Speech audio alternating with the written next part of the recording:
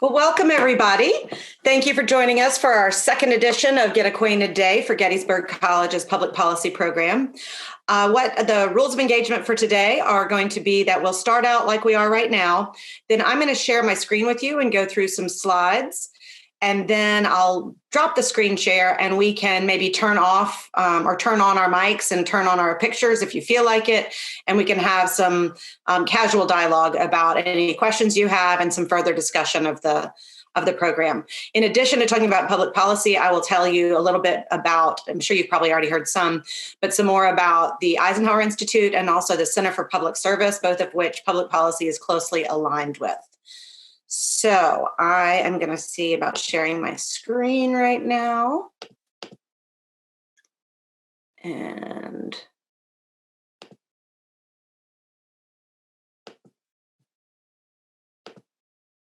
there we go.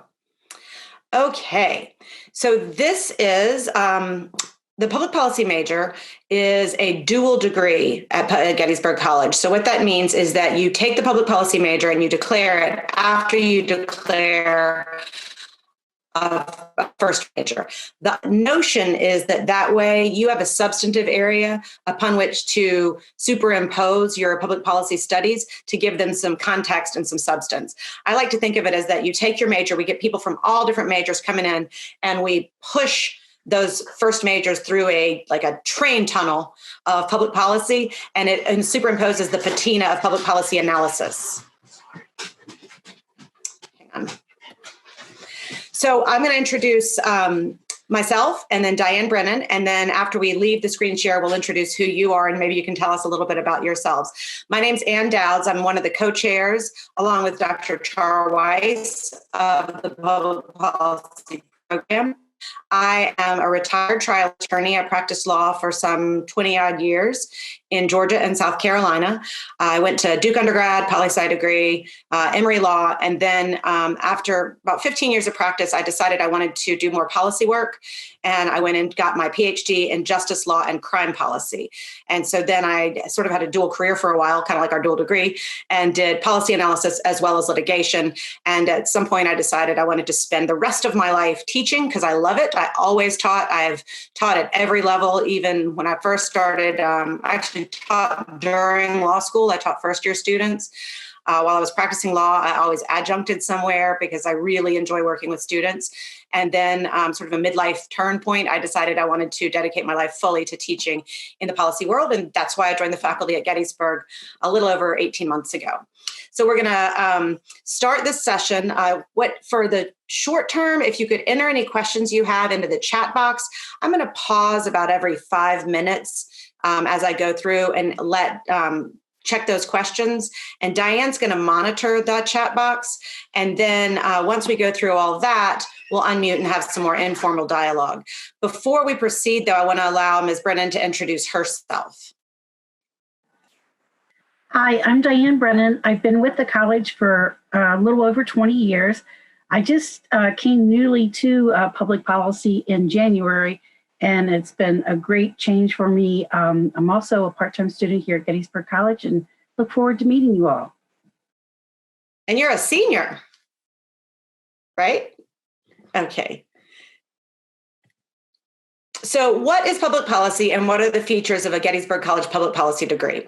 As many of you probably know, public policy started as a derivative of the political sciences. Policy science is the traditional history of coming from a merger of political science and economics. That's sort of the 1970s, 1980s perspective on it. Beginning in the 1990s with critical studies development, we expanded our understanding of what policy sciences are, and it's a truly interdisciplinary study. We pull from sociology, anthropology, biology, history, media studies, econ and political science, definitely. But you take all these different skills and this knowledge you garner from those majors and you apply them into the policy context. It's really exciting because we have majors from all different disciplines coming in and they all meet in these public policy classes and we analyze things very differently. You know, the old adage, where you sit or where you stand depends on where you sit. So you use this lens of your other major to look at policy and have some really hearty debates. The main areas of emphasis in the major are start out with fundamentals of government. So you're going to either come in with AP credits for American Gov, or you're going to take comparative Gov, or take American government at Gettysburg College. Those are the basic poli-sci classes. That's the only prereq to get started with the degree.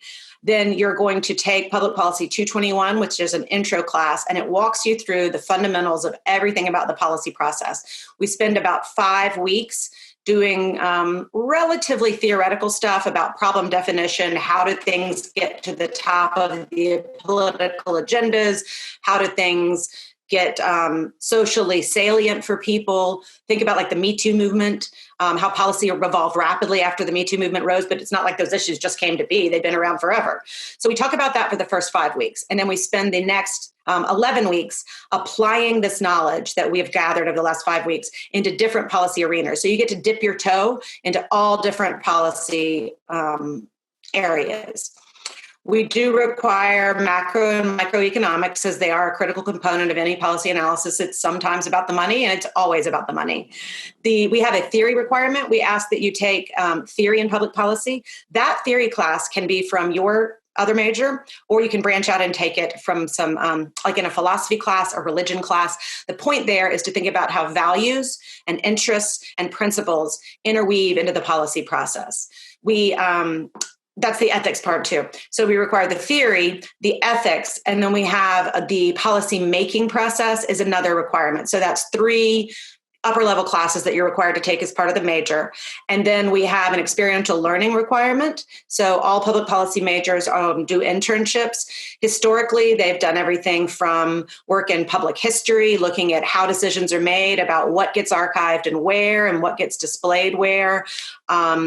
A lot of our students go to the Hill in Washington and do congressional internships. We have students interning in nuclear security facilities in Oak Ridge, Tennessee. We've got them in New York. We have lots embedded with nonprofits and NGOs. So there are lots of opportunities. We have some really great resources for identifying internships for you. There is one elective requirement, and then the capstone for the public policy degree is probably my favorite thing. You take all of the work you've been doing over the last 4 years at the college, and you come up with a policy question of your own. You generate a new question that nobody knows the answer to, and I walk you through. I'm the mentor of that class as well.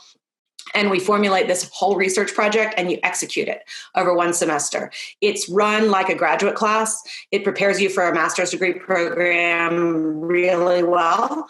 And it's a cohort model. So you can work with a partner, you can work with your cohort to really flesh it out. So it's super engaged and super applied. I think that's why I love it so much, because we're in a classroom like 30% of the time. I'm going to stop there for any questions. Diane, do we have any questions yet?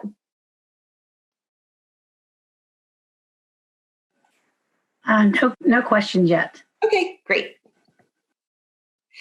So these are pictures of some of our students, and I put them up. I know they're a little wobbly because I had to, shrink them down to fit onto the slide. But I just wanted to give you some examples of some of the things that we do. The public policy program is a very engaged. I'm a huge believer in applied learning, experiential learning. I think it's important to access knowledge from at least 3 different ways, whether it's reading, writing, and then I think you need to live it. I like to think of policy studies as like a 5-sensory 360 experience where you're fully immersing yourself in your studies. And that's what these are examples of. On the top left, we have Christian Witzel. He was our student internship coordinator. He is right there giving a lecture to his fellow students on the requirements for the public policy internship, which are a daily journal and a 15-page paper. But he did his internship at the Centers for Disease Control and Prevention in Atlanta and looked at taking critical information. This was before COVID, where the CDC had published 150-page things and turning them into 1-page infographics to communicate health policy in a digestible way. The center picture is a group of our intro students. And that is in one of the private meeting rooms at the Supreme Court. We go down there at least once a year and take the policy students.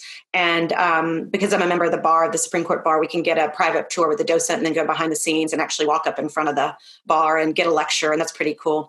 The far right picture is a student. We had met with a delegation from the University of Georgia, not Athens, Georgia, but Tbilisi, Georgia, the country.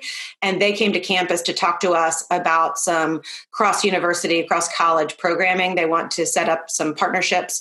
And we have these immersion trips through the Center for Public Service where you can go and study for 10 to 12 days in another country. And that's a place where we're trying to set up that program. We do immersion trips to Nepal, Nicaragua. I forget where all they went, but they have, check out the CPS website. There's so many places. The bottom left is we bring in a lot of guest speakers. That woman, well, the woman in the red is Ella, and she's pre-law. And then the woman to her right is General Flora Darpino. She was the highest ranking attorney in the U.S. Army for a long time. She's also a trustee at the school, and she comes up several times a year to meet with students about pre-law stuff. She met with our Women in Leadership group. She's super accessible and has lots of wisdom to share. The middle picture on the bottom is one of the trips we took to the Capitol, where we go and meet with Congress members and their staffs and hear about their careers, hear about pending litigation or legislation. Sorry, the lawyer in me slipped. And then we get gallery passes and go sit at the top and actually watch the proceedings on the floor. And then the other picture is a group of, that's actually in front of the Supreme Court. But that day we also went to the archives. We got a private tour of the archives. We were looking at the Constitution. We went to the Library of Congress, and we went out to a really nice Indian lunch. And it was just a great day. So each of these are a different event. And I'm going to share some more of the stuff that we do in this one. Diane, do we have any questions? Okay. And all this stuff that I'm talking about is free. You don't pay anything extra for any of these activities.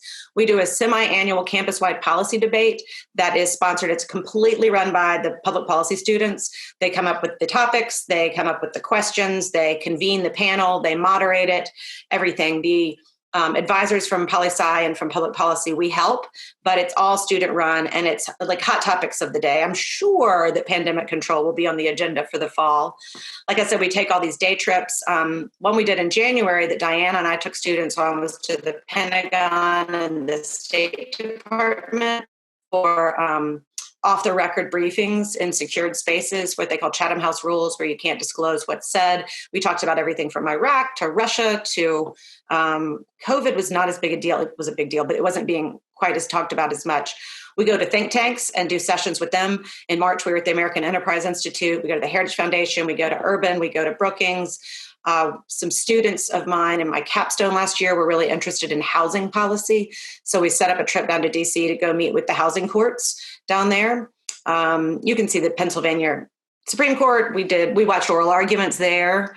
And we do a lot of local stuff too with the Children's Advocacy Center. That's about forensic interviewing for childhood victims of sexual assault and how those local level policies impact, or how Supreme Court opinions impact local level policies, and then how those policies end up impacting the litigation process. So those are just some examples of things we've done just in the last year. Our students are involved in almost every organization on campus. There are political organizations, there are cultural organizations, there are issue-oriented organizations, and I think if you would find at least one public policy major in each of those because it's a very engaged major. We encourage you to get out and do. We have 85 majors in the public policy major right now, I think. One of the things I really love is the Public Policy Student Council. It's self-selected. They're going to start doing elections next year, they decided, because it's gotten a little big. But this is a group that advises me as the program developer. I like to hear with the students. I meet with them. We were meeting every Monday, and that got to be a little onerous. So before the campus shut down, we were meeting every other week. And so now we're meeting virtually, and they do everything from talk about the campus-wide policy debates. They recently decided that they want to launch an academic journal. So they're doing that over the summer. They figure out what speakers we want to have come to campus. They help me with the welcome back parties and the end of the year parties and all that kind of stuff. So it's really fun. And then we also have a lot of speakers come to campus. Like this year we had Guy Snodgrass. He wrote Holding the Line, the book he was the chief speechwriter, I think, for Secretary Mattis, and he talked about what he saw and those experiences. Jennifer O'Mara is the youngest member of the Pennsylvania State House of Representatives. Kyle Shoup was the first commanding officer of his JSF squadron. Robin Fitzpatrick is the director of the Adams County Economic Development Council. She comes in and talks about local level and regional economic policy. Alex Hayes is the managing editor of the local paper, and he comes in and talks about the role of local media and then big media. And then Jeff Stone is a professor at the University of Chicago Law School, and he came in and talked about the future of abortion policy based on his time. He actually was clerking for one of the justices when Roe v. Wade was written. And so he's written a book on it, and he came in and gave us a talk on that. So those are just speakers we had this year. Like I said, it's amazing how many things we have to do. If you wanted to do something every night, you would have an activity to do, because this is just public policy. All programs have incredible programming. And before I send these links and open it up to conversation, I wanted to share with you that Eisenhower Institute and Center for Public Service. So the reason I'm here with these photos behind me is those are taken from Utah Beach, looking back at Omaha Beach, at Normandy, the beaches of Normandy, where the obviously D-Day invasion started. And that is one of the many programs that we do. I'm going to stop sharing because my internet was struggling, that we do through the Eisenhower Institute. So Susan Eisenhower takes a group, it's called SALT, it's Strategy and Leadership in Transformative Times, I think is what the acronym stands for, SALTT. And she does a leadership series all through the year. And then they do a spring break trip to Normandy and go with her, and they walk the beaches and go to the museums and meet with people who can share the history. I run the Women in Leadership program at the Eisenhower Institute. We study leadership theory as well. We talk about the interface of gender with leadership, with leaders from all different stages of their careers. We talk about everything from how to negotiate salaries to the role of whether gender has influenced any of their professional experiences. It's a great program. I love it. We've got 19 women in it right now. It's pretty competitive. It's about a 50% acceptance rate. We have environmental policy and leadership. They study environmental policy with an environmental policy expert. And then they travel down to the Everglades. They went to the Everglades last year. No, was that this year? They did take the trip. It was right before things were shut down. There is Inside Civil Rights. They study civil rights policy, and then they go to Little Rock and talk with the governor and talk with the school system and go to where the students who are prohibited from getting into the building and do all that. There's Inside Politics, which will be interesting this fall. There are all sorts of one-semester programs. And then EI has 2 senior year-long programs. Those are fellowships. One is focused on more Eurocentric policy, and they go to NATO, they go to Ireland, they go to they go to NATO, The Hague. That was it. And then that's over January break. And then the Fielding Fellows, they work all semester long. That's on presidential politics. And then they do a project with another country about executive level policy. This year they were going to Montenegro, but that actually got shut down. So that was unfortunate. And all the domestic programs ran and the NATO trip ran, but Montenegro had to be canceled for obvious reasons. And then CPS does a lot of local level stuff about community engagement. We've got a big theme of civic engagement on campus. And so we work very closely with them to look at how, say, federal housing policy is impacting people in the local communities, which is really interesting right now, actually, with these eviction moratoriums and stuff. And then they also run, like I said, immersion trips. So we have a really robust study abroad program for the through the Center for Global Education. But those are semester-long programs. CPS does these 10-day programs. So if you want to sort of walk in, wade in slowly to foreign travel, you can do that through CPS. And they are really cool. They are homestay kind of experiences. So you go and live with the local people and get to meet people in those communities who have done something on the ground, grassroots, with policy change and social justice advocacy. So I will ask, we will post all those links we just showed you to all of our social media stuff at our public policy website. I think they're actually already there, aren't they, Diane? Yeah. And then we are also going to we have some, normally on Get Acquainted Day, we would have students come in and you could talk to them and hear about their positive experiences on campus. But since we couldn't do that, they made some videos. Some of them were on the Public Policy Student Council, some are new to the major, and they wanted to share with you some of their thoughts. So Diane edited their videos, and we'll be, are we sending it out or are we hanging it? We can send it out by email or send them a link to look at it. Okay, cool. So if you would like to send us your email email us at the public policy email. I'll put that slide back up at the end, and you can do that and you can get more information from us that way.